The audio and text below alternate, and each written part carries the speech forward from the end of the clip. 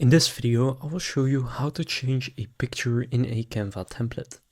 So right here I have a resume template, and in order to change a picture, for example the picture right here, there are two ways to do it, and which one you need to use depends on what type of a picture it is. So this one right here, as you can see, if I click on it and delete the picture, is a frame. Now if it's a frame, you can do this.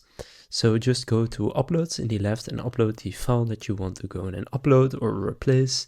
For example, I'll use this one, and then just drag it over the current picture and then it will go into the frame.